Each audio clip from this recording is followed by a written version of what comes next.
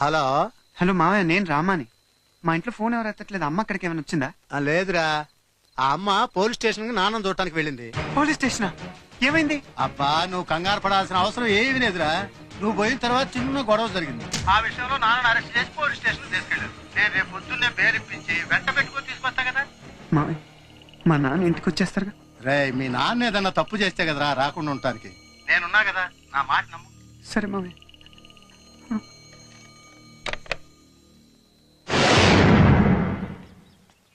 ఏంటి? నేను firemen G Venkateswara గారి అబ్బాయినండి. ఆయన ఒకసారి చూడాలండి. టీకి డబ్బులు కావాలి. 10కే వస్తాయి. 100 కావాలి. లంచ్ అడుగుతున్నారా? లంచం అనుకో, టీకి పైసలు అనుకో, బిర్యానీకి డబ్బులు అనుకో, ఏమన్నా అనుకోవయ్యా. నువ్వు మీ నాన్న చూడాలంటే నాకు 100 కావాలి. ఇదిగో బాబు. మీ నాన్న పేరు రాసి సంతకం పెట్టు. రేయ్, మార్కెట్ లో మర్డర్ కేసు వెంకటేశ్వరరావు.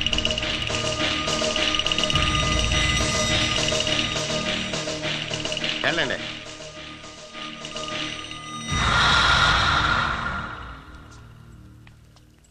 రామా, ఎలా ఉన్నా నాన్న? నాకి నువ్వు పరీక్షలా రాశావు. రాశాను. ఎలా ఉన్నావు శాంతి? ఏంటి నాన్న ఇదంతా? ఇప్పుడేమైందన్నా? 2 రోజుల్లో బయటకు వచ్చేస్తాను కదా. నువ్వు తప్పు చేయలేదు నాన్న. తప్పు చేయని వాడికి ఎప్పుడు అన్యాయం జరగదు. నువ్వు త్వరగా బయటకు వచ్చేస్తావు. నేను ఎలాగైనా బయటికి తీసుకొస్తాను. నువ్వు ఉండగా నాకు భయమేంటి నాన్న. నీలాంటి కొడుకున్నందుకు గర్వంగా ఫీల్ అవుతున్నాను. వస్తాను.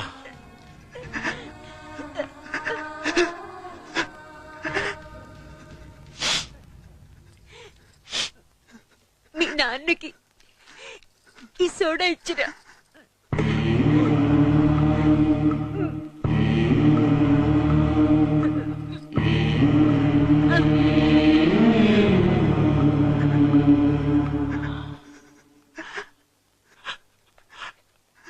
ఇంకెప్పుడు కాల్సరు శాంతి, ఇంకెప్పుడు కాల్చు.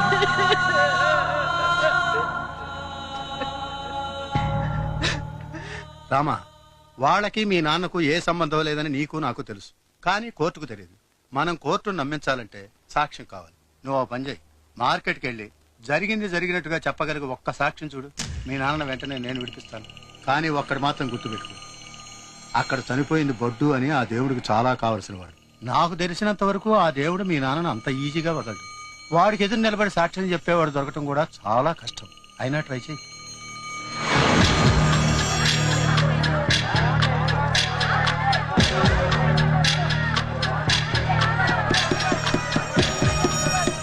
మొన్న 22వ తారీఖు ఇక్కడ మర్డర్ జరిగిందని మీరు చూసారా? మాకు తెలియదు బాబు. మొన్నే సార్, శుక్రవారం. తెలియదని చెప్తున్నాడుగా, ఇక్కడ ఎవరు చెప్పరు. ఎల్లు.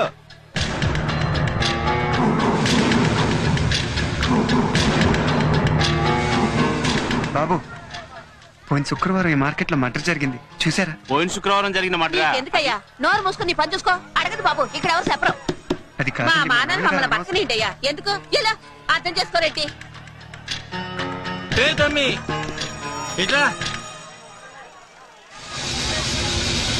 మీరు చూసారా సార్? నేను చూసిన, మొత్తం చూసిన. మర్డర్ జరిగింది శుక్రవారం కాదు, గురువారం. కోర్టుకొచ్చి నేను నిజం చెప్తా. 5,000 కావాలి. అదేంటి, చూసి నిజం చెప్పడానికి డబ్బులు ఎందుకు సార్? దిగా నీ జియాగూడ మండికెళ్ళి మేకల్ని తెచ్చి వాటిని చంపి మటన్ అమ్ముతుంటా. గట్లని మేకలతోనే నాకు దుష్మని లేదు. గది నా దందా, వ్యాపారం. ఒక మేక మీద నాకు 500 రూపాయలు వస్తాయి. నేను నీతో నీ కోర్టుకొచ్చి సాక్ష్యం చెప్పనీకి నువ్వు నా దోస్తువా? పైసలి సాక్ష్యం చెప్తా. ఫాయిదా లేకుండా నేనేం చేయాలి? అమ్మా, ఏంట్రామా? ఒక ఆయన సాక్ష్యం చెప్పడానికి ఒప్పుకున్నారమ్మా, కానీ 5,000 కావాలంట. 5,000? అయినా సాక్ష్యం చెప్పడానికి ఇంకెవరూ ఎందుకురా? అదంతా జరిగినప్పుడు నేను అక్కడే ఉన్నానుగా, నేను వచ్చి చెప్తాను. కుదరదమ్మా, అయిన వాళ్ళు సాక్ష్యం చెప్తే చల్లదు. అదేంట్రా? అయిన వాళ్ళు చెప్పే నిజానికన్నా కాని వాళ్ళు చెప్పే అబద్ధానికి విలువ ఎక్కువ. అంతేనమ్మా, అదేనమ్మా మా న్యాయశాస్త్రం.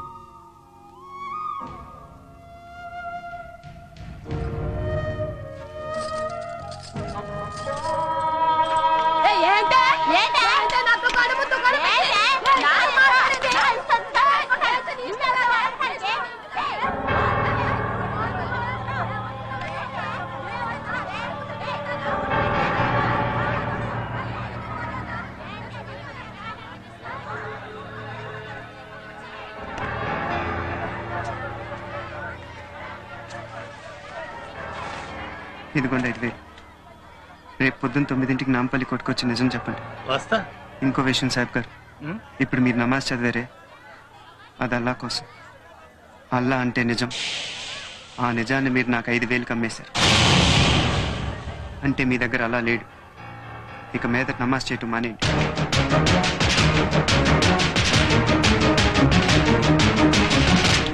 ఇదిగా ఆగు. నీ పైసలు నువ్వు తీసుకో.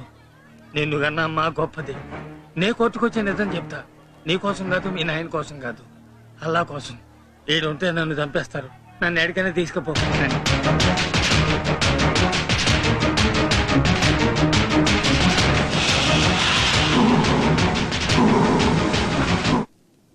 బావా బాడి చూసావా? గుణపం ఎంత నొక్కినా తనివి తీరదు. అన్నా అన్నా అన్నా అన్నా, ఆ ఫైర్ మ్యాన్ గాని కొడుకు సాక్ష్యం చెప్పడానికి మటన్ షాప్ సాయిబ్ గాని తీసుకోవండి అన్నా.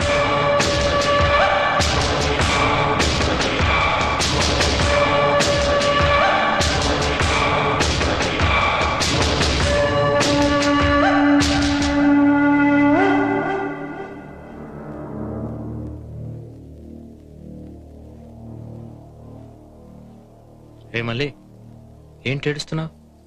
ఏడిస్తే చచ్చిపోయిన వాళ్ళు వస్తారా? రారు. నేను చెప్తారా? రా. నీకు ఈ అన్నయ్య లేడనుకున్నావా? నేను చచ్చిపోయాననుకున్నావా?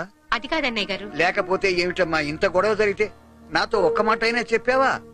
నాకు ఎమ్మెల్యేలు తెలుసు, మినిస్టర్లు తెలుసు, కార్పొరేటర్లు తెలుసు. ఒక్క ఫోన్ కొడితే నిమిషంలో మీ ఆయన్ని బయటకు తీసుకొచ్చేవాణ్ణి. నాతో ఎందుకు చెప్పలే? సమయానికి గుర్తు రాలేదన్నయ్య గారు. గుర్తు రాలేదు. అవునులే, అదే నీ సొంత నాయనైతే చెప్పకుండా ఉండేదానివా? అమ్మా, ఈ సాహెబ్ గారేనమ్మా సాక్ష్యం చెప్పడానికి ఒప్పుకుంది. కానీ బయట ఉంటే చంపేస్తారంట. ఈ నెక్కన దాయాలమ్మా. నేను దాస్తాను. ఇతని మీద ఈగ కూడా వాలకుండా చూసే పుచి నాది. కనీసం ఈ సాయమైనా నన్ను మీకు చేయనివ్వండి. చాలా థ్యాంక్స్ అన్నయ్య గారు. చచ్చా, నాకు థ్యాంక్స్ ఏమిటమ్మా? నా వాళ్లకు నేను చేస్తున్నాను. పదండి సాహిబ్ గారు. ఇంకే ప్రాబ్లం లేదు. మీ నాన్న బయటకు వచ్చేసినట్టే. ఈ గుడ్ న్యూస్ నువ్వు వెంటనే వెళ్ళి మీ నాన్నతో చెప్పు. చాలా సంతోషిస్తాడు. వెళ్ళు.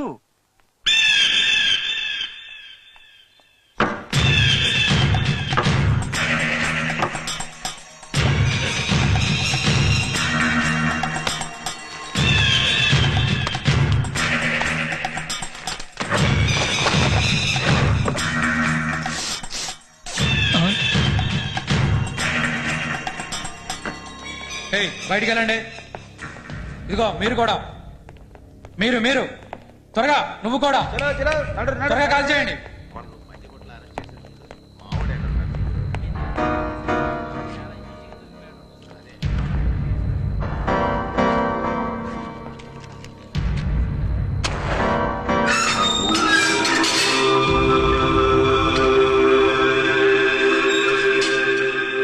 గుర్తుపట్టావా? నేను దేవుణ్ణి. ఆ రోజు నేను మార్కెట్ యార్డ్ని తగలబెడుతుంటే నువ్వు వచ్చి నన్ను కొట్టావు. నామే చెయ్యేసిన నేను ఇప్పటిదాకా ఎప్పటిని వదలలేదు. కానీ ఆ రోజు నా డ్యూటీ నేను చేస్తుంటే నీ డ్యూటీ నువ్వు చేస్తూ నన్ను కొట్టావు. కాబట్టి రెండిటికీ బెరంబాటు అయిపోయింది. వదిలే. నేను ఈ రోజు ఈ సిటీని వెళ్తున్నానంటే దానికి కారణం ఆ పట్టుగాడు. వాడు నీ చేతిలో చచ్చిపోయాడు. నాకు చాలా కోపం వచ్చింది. నిన్ను నరికేద్దాం అనుకున్నాను. కానీ నిన్ను చంపమని వాడిని నేను పంపించాను కాబట్టే కదా వాడిని చేతిలో చచ్చిపోయాడు. కాబట్టి ఈ రెండిటికి కూడా బెరంబాటు అయిపోయింది. వదిలే. ఇప్పుడు నాకు పెద్ద చిక్కుచ్చు పడింది. మొన్న చంపే బడ్డుగాడిని వాడు అక్కే మళ్ళీ. ఇది నా పెళ్ళాం కాదు, దీనికి నేను తాళి కట్టలేదు. కానీ ఇది రోజు నాతో పనుకొని నాకు సుఖాన్ని ఇస్తుంది. మరి నా పెళ్ళాం కాకపోయినా నాతో పనుకొని నాకు ఇంత సుఖాన్ని ఇస్తున్నప్పుడు దీని రుణం నేను తీర్చుకోవాలిగా. అందుకని దీని తమ్ముడిని చంపి నిన్ను చంపి ఆ రుణం తీర్చుకొని రెండు బేరంబాటు చేద్దాం అనుకుంటున్నా. నువ్వు చచ్చిపో. అవును, చచ్చిపోవాలి. చూడమ్మా, బడ్డుగాడిని నేను చంపలేదు. మీ వాళ్ళ వల్లే చచ్చిపోయాడు. తప్పు చేసింది మీరు, తప్పు పట్టేది నన్న. ఇప్పుడు చెప్తున్నాను, బడ్డుగాడేంటి నీలాంటి కుక్కల్ని నడి రోడ్డు మీద పెట్టి నిలువునా నరుకుతాను. నీది ఒక బతుకేనా? కొట్టండి.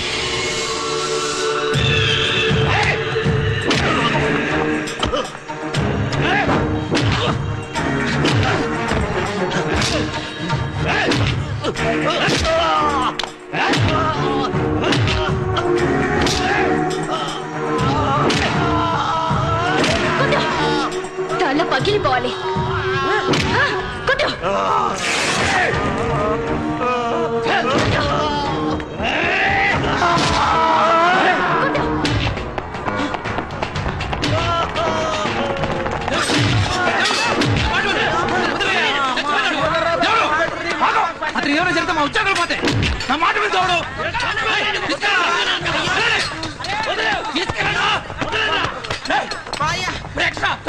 అలాగే సార్.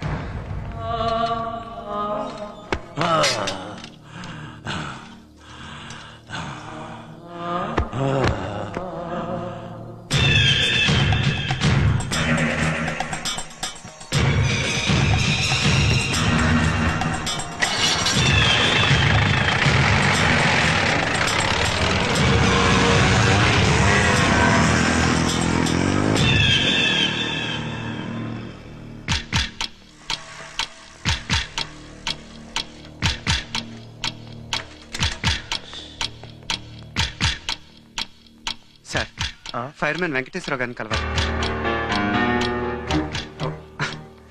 ఇదిగోండి సార్ మీ 100.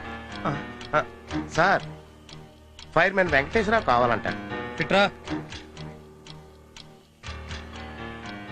వెంకటేశ్వర నీకేమవుతాడు? వాళ్ళ అబ్బాయినండి. అబ్బాయివా? సారు ఆయన సెల్ తాళాలు. ఏ నాకిస్తావంటే అక్కడ పడే. నువ్వు లోపల రావా, నీతో మాట్లాడాలి. దా. కూర్చోవయ్యా.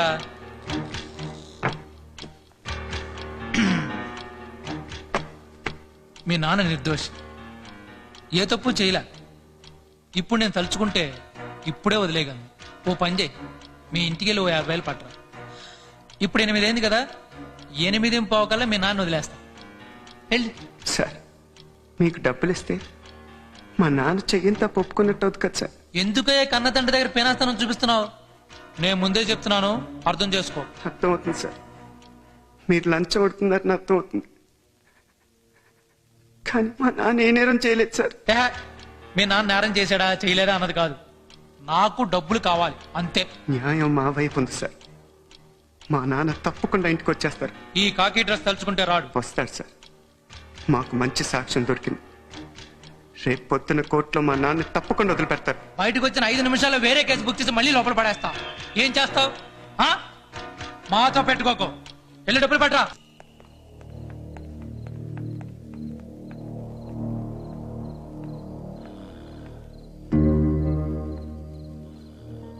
నానా నానా నానా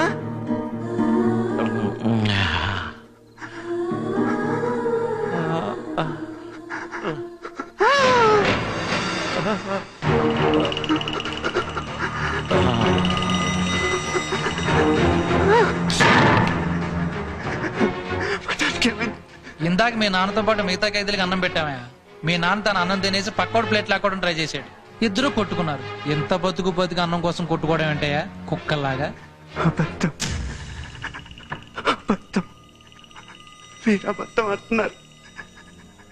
మీరందరూ కలిసి మా నాన్న చంపేస్తాం అనుకుంటున్నారు. ఇక్కడుంటే మా నాన్న చంపేస్తారు. నేను మా నాన్న తీసుకెళ్ళిపోతాను, మా నాన్న తీసుకెళ్ళిపోతాను.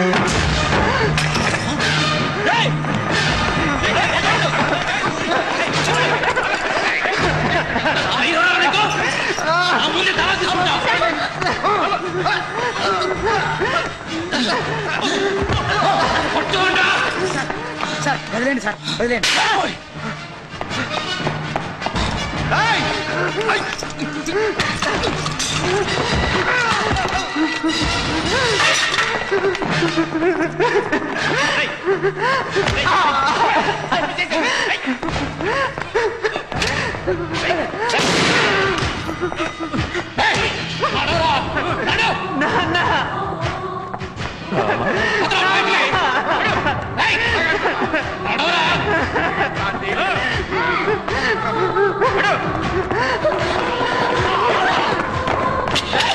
ఏంట్రా పిచ్చ పిచ్చ వేషాలు వేస్తున్నావు?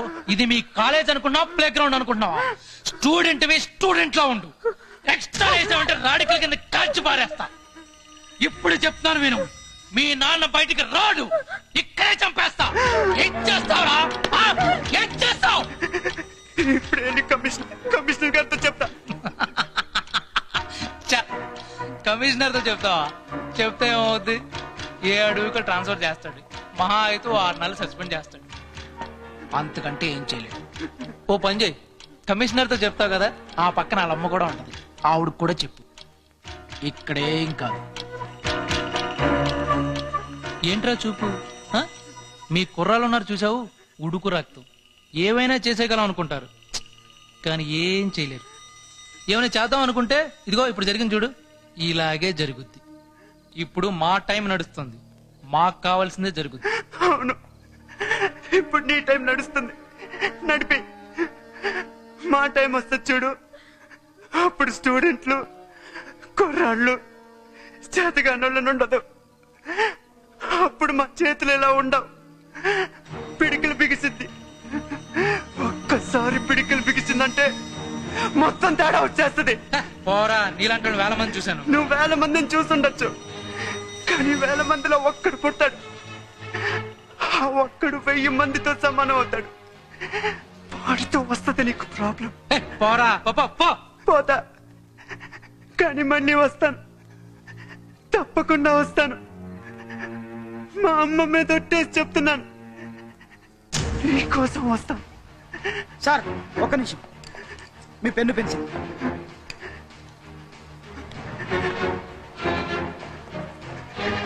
నీకోసం. అరే ఆ టీవీ ఆ బొట్టు అని చూస్తుంటే వెయ్యిలో ఒక్కని లెక్కనే ఉన్నాడు.